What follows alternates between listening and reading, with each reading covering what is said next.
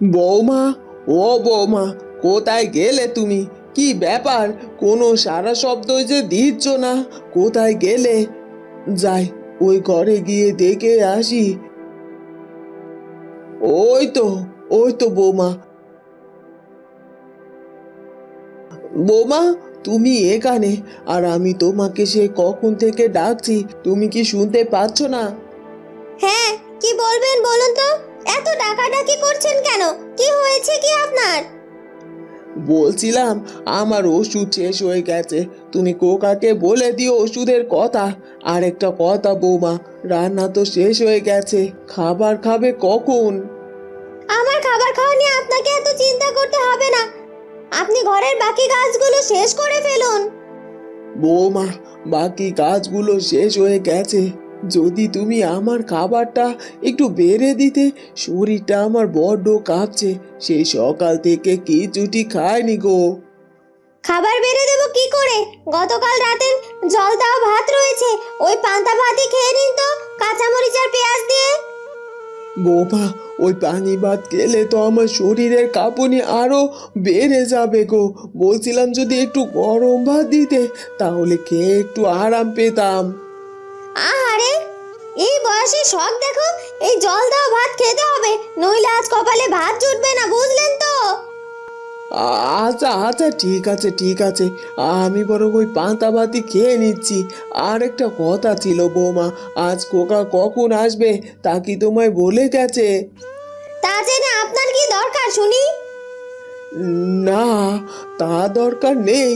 কদিন ধরে আমার শরীরটা খুব একটা ভালো যাচ্ছে না, যদি আমার জন্য একটু ওষুধ এনে দিত, তাই আর কি। আচ্ছা মা, বলুন তো, আপনার ছেলে কি টাকার গাছ লাগিয়েছে নাকি, যে আপনি সবসময় এরকম ভাবে ওষুধের বাহানা করেন বলুন তো? বৌমা, শরীরটা খুব খারাপ লাগছিল।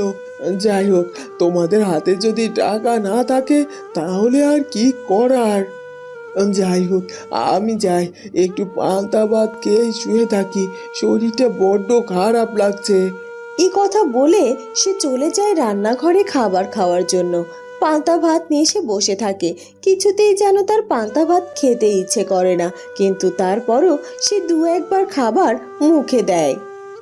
না, পান্তা ভাত খেতেও ইচ্ছে করছে না। যাই, একটু বাইরে গিয়ে বসি।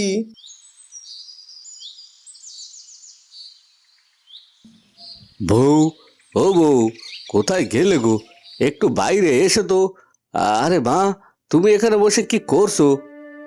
কিছু করছি না রে বাবা, এমনি বসে আছি, শরীরটা ভালো লাগছে না।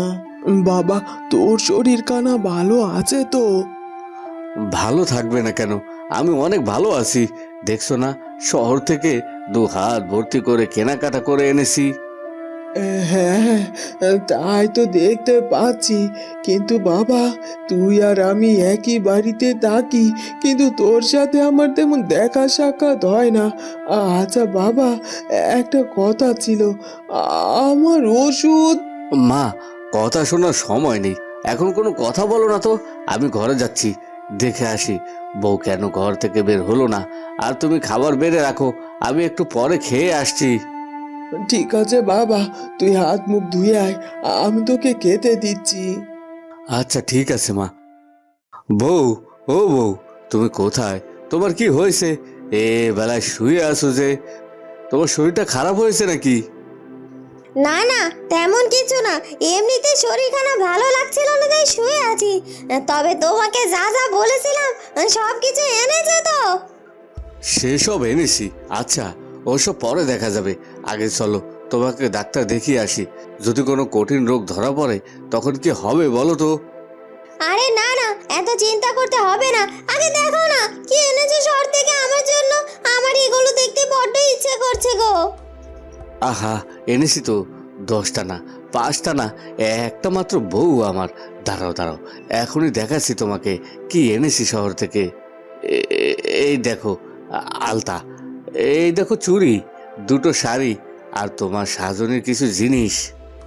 ও মা, কত কিছু নিয়ে এসেছো আমার জন্য! আর মায়ের জন্য আবার কিছু এনেছো নাকি গো? না, আনিনি। মায়ের জন্য কিছু আনার কথা ছিল নাকি? আর বুড়ো মানুষের জন্য কিছু আনতে হয় নাকি? খাবে দাবে আর ঘুমাবে, এই তো তাদের কাজ। হ্যাঁ তাই তো, তার সাথে বাড়ির টুকটাক কিছু কাজও করবে, আর কাজ না করলে শরীরে তো মরিচা ধরে যাবে, তাই না? বাবা রতন, তোর হাত মুখ ধোয়া কি হলো? ভাত বেড়ে রেখেছি, খেতে আয়। বৌমা, তুমিও খেতে এসো। এই তো মা ডাকছে, চলো খেতে যাই। মা, আমরা দুজন আসছি। এই নে বাবা, তোদের খাবার এখানে বেড়ে রেখেছি, খেয়ে নে।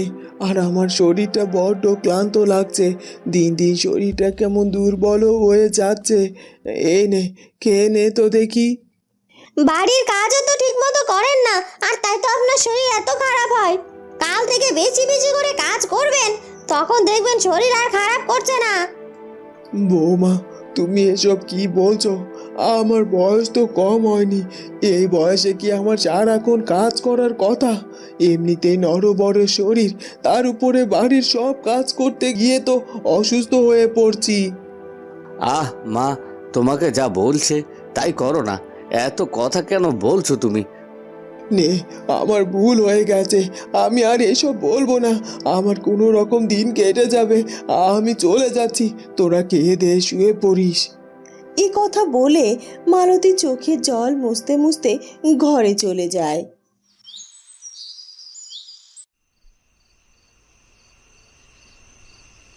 25টা বছর কত কষ্ট করে নিজে না খেয়ে না পড়ে ছেলেকে মানুষ করেছি, আজ এই দিন দেখতে হবে তা ভাবিনি। আমার ওষুধ কেনার টাকাও আমার ছেলের কাছে নেই, অথচ বউয়ের জন্য কত কিছু কিনে আনে, তখন ঠিক তার পকেটে টাকা থাকে, আর আমার জন্য ওর কাছে টাকা জোটে না। হায় হায় আমার কপাল। থাক, এসব চিন্তা করে লাভ নেই। যাই, জরিনার কাছে গিয়ে একটু দেখি ব্যথার ওষুধ আছে কিনা।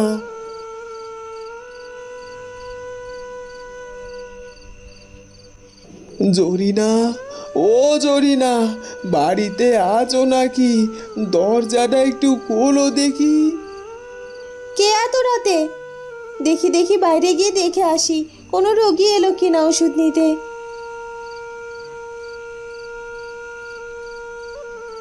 আরে মালতী চাচি যে, তুমি এই সময় আমার বাড়িতে এসেছো, তা তোমার শরীর কি ভালো? আর ভালো থাকা, বেঁচে আছি এই অনেক। যত দিন যাচ্ছে কোমরের ব্যথার হাঁটুর ব্যথাটা বেড়ে চলেছে, রাতেও ঘুমোতে পারি না, ওষুধও খাওয়া হয় না। যদি কোনো জড়িবুটি থাকে তাহলে আমাকে দিয়ে দাও না, যাতে করে একটু ঘুমোতে পারি। ও, এই ব্যাপার। ছেলে আর ছেলের বউ বুঝি ঠিকমতো যত্ন নেয় না, সব কাজ তোমাকে দিয়ে করায়, তাই তো তোমার কোমর আর হাঁটুতে এত ব্যথা করে না। আসলে বউ বাড়ির কাজ আর রান্না বান্না ঠিক মতো করতে পারে না বললে চলে, বৌমাকে সাহায্য করতে গিয়ে শরীরের এই বেহাল দশা। আচ্ছা ঠিক আছে, এখানে কয়টা ওষুধ আছে, আগে খেয়ে নিও, দেখবে শরীরের উপকার আসবে। আর এই নাও, এটা তোমার যেখানে ব্যথা সেখানে লাগাবে, কেমন? ঠিক আছে মা, আমি এখন আসি জরিনা।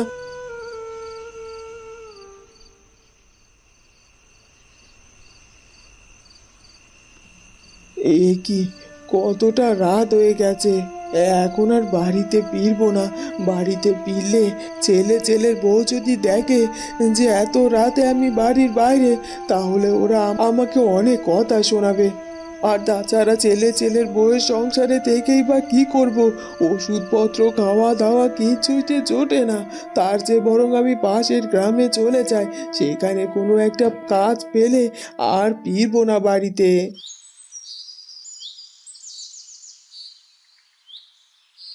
সকাল হয়ে যায়। মালতী চলতে চলতে একটা গাছের নিচে গিয়ে বসে, আর সে কোনো কিছু চিন্তা না করে সেই জরিনার দেওয়া ওষুধগুলো খেয়ে নেয়। মালতী ওষুধ খাওয়ার সাথে সাথে জ্ঞান হারিয়ে মাটিতে লুটিয়ে পড়ে, আর বাকি জড়িবুটিগুলো মাটিতে পড়তেই সেগুলো জাদু বড়ই গাছ হয়ে যায়। কিছুক্ষণ পর মালতীর জ্ঞান ফিরে আসে। কি ব্যাপার, আমি এখানে এভাবে শুয়ে আছি কেন? ও আচ্ছা, শরীরটা অনেক দুর্বল, এর জন্যই হয়তো ওই ওষুধ খাওয়াতে আমার শরীরটা খারাপ হয়ে গেছে। আসলে পেটে কিছু পড়েনি তো, সারা রাত খালি পেটে ছিলাম, আর সকালে ওষুধ খাওয়ার কারণেই এমনটা হয়েছে। কিন্তু এখানে মনে হচ্ছে কতগুলো বড়ই গাছ, আর বড়ই গাছে দেখি অনেক বড়ই আছে। এক কাজ করি, এই বড়ই বরং আমি একটু পেরে খাই, তাহলে ভালো লাগবে। এরপর মালতী একটা লাঠি নিয়ে বড়ই পাড়তে শুরু করে দেয়। বড়ই পাড়ার পর কিছু বড়ই সে খেয়ে নেয় আর বাকিগুলো রেখে দেয়।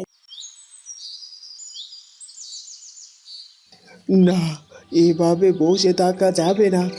এখানে তো বড়ই পারতে গিয়ে অনেকগুলো বড়ই পেয়েছি। আমি এক কাজ করি, এই বড়ইগুলো বরং আমি বাজারে বিক্রি করি, আর তা দিয়ে যা টাকা পাবো তা চাল ডাল কিনে আনবো। কিন্তু সেই জড়িবুটিগুলো কোথায় রেখেছি খুঁজে পাচ্ছি না তো। যাই হোক, পরে খুঁজবো ক্ষণ। আমি আগে বড়ইগুলো বাজারে বিক্রি করি গো। বড়ই নেবেন গো, বড়ই একদম পাকা পাকা বড়ই, একবার খেলেই মন ভরে যাবে। নেবেন গো, নেবেন বড়ই, পাকা পাকা বড়ই আছে। কই গো চাষি, তোমার বড়ই খেতে কেমন দেখি, আমাকে দুটো বড়ই দাও। এই তো দিচ্ছি, এই নাও বড়ই। এই বড়ই খেতে বড্ড সুস্বাদু, একবার খেলে দেখবে বারবার খেতে মন চাইছে। এই বড়ই হলো 20 টাকা কিলো গো। তাই নাকি? তাহলে তো খুব ভালোই কথা। দামে কম মানে ভালো। তা চাষি, এই গ্রামে আপনি কোথায় থাকেন, আর এই বড়ই আপনি কোথা থেকে পেলেন? কারণ আমি যতদূর জানি এই গ্রামে কোনো বড়ই গাছ নেই। আর ঠিক আছে চাচি, আমাকে 1 কিলো বড়ই দাও দেখি, এই দাও টাকা। হ্যাঁ হ্যাঁ, দাও দাও। এরপর মালতী তার কাছে থাকা সব বড়ইগুলো বিক্রি করে বেশ কিছু টাকা পায়। আর সে আবার সেই গাছের নিচে চলে যায়, সেখানে একটা কুঁড়ে ঘর বানিয়ে থাকতে শুরু করে। আর রোজ সেই বড়ই গাছ থেকে বড়ই নিয়ে বাজারে যেয়ে বিক্রি করতে। ওদিকে মালতীর ছেলে আর তার বউ মালতীর কোনো খোঁজ খবরই নেয় না, বরং তারা আরো বেশি খুশি হয়েছিল। কি গো, তোমার মা কোথায় পালিয়ে গেল বলো তো? বাড়ির কাজের ভয়তে বুঝেছো, সে যে ওষুধ আনার নাম করে গেল, এখনো ফিরলো না। তুমি কি তার একবার খোঁজ নিয়ে আসবে? কোথায় গেছে না গেছে একটু জানা যেত। গেছে তো ভালোই হয়েছে, এখন তুমি শান্তিতে থাকতে পারবে। এখন বাড়ির সব কিছুই তোমার। আজ বাজার থেকে তোমার পছন্দের বড় মাছ নিয়ে আসবো, তুমি আর আমি একসাথে জমিয়ে রাতের খাবার খাবো। মায়ের চিন্তা বাদ দাও, বুঝলে বউ? সবই তো বুঝলাম, কিন্তু আমার হাতের রান্না না তেমন ভালো লাগে না। কদিন হলো আমি না ঠিক মতো খেতে পারছি না। আসলে মায়ের হাতের রান্নার মতো আমার হাতের রান্না অমন সুস্বাদু না গো। থাক, ও নিয়ে তোমাকে আর ভাবতে হবে না, আমি একটা ব্যবস্থা করে নিব। আচ্ছা, আমি বাজারে যাচ্ছি, আর আমি আজ পাশের গ্রামের বাজারে যাব, দেখি ওখানে হয়তোবা সব থেকে বড় মাছটা পাবো। ওদিকে মালতী বড়ই নিয়ে বাজারে যায় বড়ই বিক্রি করতে। ঠিক সেই সময় বাজারে আসে তার ছেলে, আর সে বড় একটা মাছ কিনে নিয়ে বাড়িতে ফিরতে থাকে। তখনই তার ছেলের সাথে তার দেখা হয়ে যায়। আরে মা, তুমি এইখানে বাজারে কি করছো? তুমি বাড়ি কেন আসছো না? তোমার শরীর ভালো আছে তো? তুমি আমাদের না বলে কোথায় চলে গেছো? হ্যাঁ, আমার শরীর ভালোই আছে, আর আমাকে নিয়ে তো চিন্তা করতে হবে না। আমাকে আমার মতো থাকতে দে। না মা, তুমি আমার সাথে বাড়ি চলো, এখানে তোমাকে বড়ই বেচা কিনা করতে হবে না। বাড়ি চলো তো। বাড়িতে যে আমার কোনো কাজ নেই, ও বাড়িতে তোর বউ আমাকে জি বানিয়ে রেখেছিল। এখন আমি মুক্ত, নিজে কাজ করে ভালোই দিন কাটছে আমার। তোর বাড়িতে গিয়ে অত কাজ করে আমি আবার অসুস্থ হয়ে যেতে পারবো না, আর তোর বউয়ের গালমন্দও শুনতে পারবো না। আচ্ছা ঠিক আছে, তবে আর কথা বাড়াবো না, তুমি তোমার মতোই থাকো। ইচ্ছে করলে তুমি তোমার বাড়িতে চলে এসো। এ কথা বলে মালতীর ছেলে চলে যায়, আর বাড়িতে গিয়ে দেখতে পায় তার বাড়িতে তার বাড়িতে আত্মীয় এসেছে।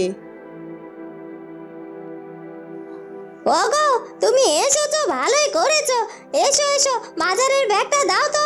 কি এনেছো বাজার থেকে? কেন, যা আনতে বলেছিলে তাই এনেছি।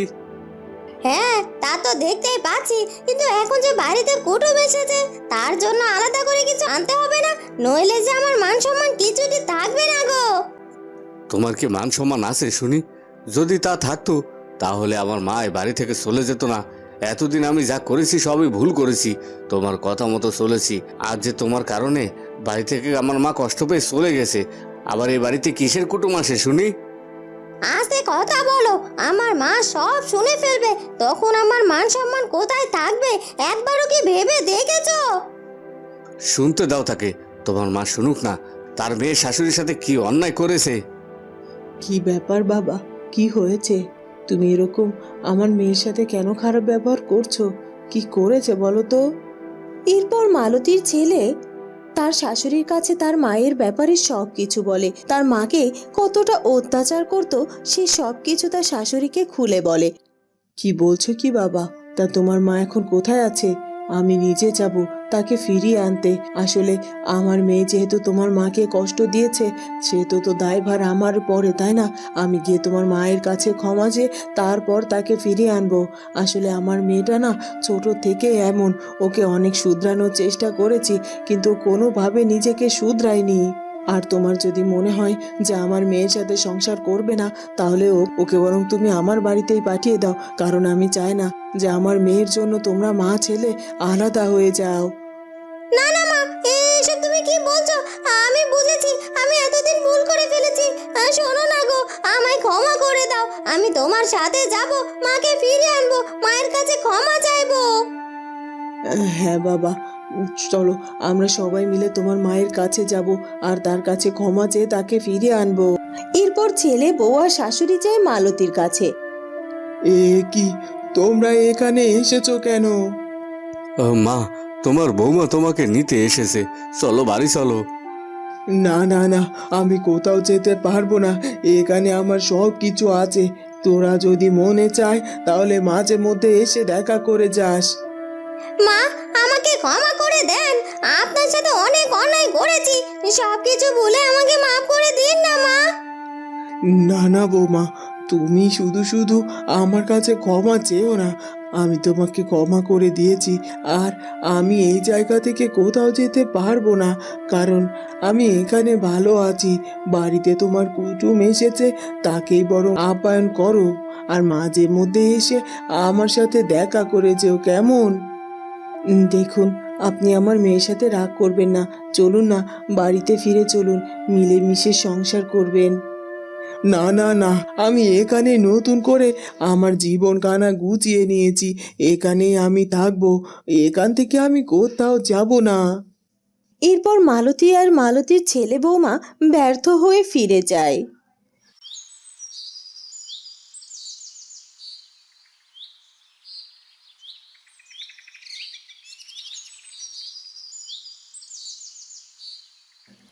আচ্ছা, সবই তো বুঝলাম, কিন্তু আমি এটা বুঝলাম না, এই গ্রামের লোকেরা নাকি বলা কওয়া করে যে এই গ্রামে নাকি কোনো বড়ই গাছ হয় না।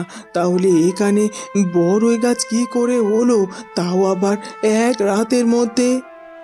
তখনই সেখানে এক পরী এসে হাজির হয়। বুড়িমা, আমি জাদু করে এই বড়ই গাছগুলো তোমাকে উপহার দিয়েছি, কারণ আমি জানি তুমি জীবনে অনেক কষ্ট করেছো। অর্থের জন্য ওষুধ খেতে পারোনি, ছেলে বউয়ের লাঞ্ছনা সহ্য করেছো, কিন্তু তারপরও তুমি মুখ বুজে সেই সব কিছু সহ্য করেছো, তাদেরকে কিচ্ছু বলনি।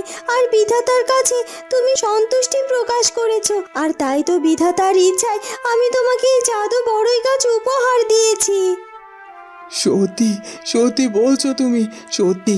আমি বিধাতার কাছে যে বড্ড কৃতজ্ঞ। এ বিধাতা, তোমাকে অশেষ ধন্যবাদ আমাকে এভাবে নিজের মতো সুখে শান্তিতে বাঁচতে দেওয়ার।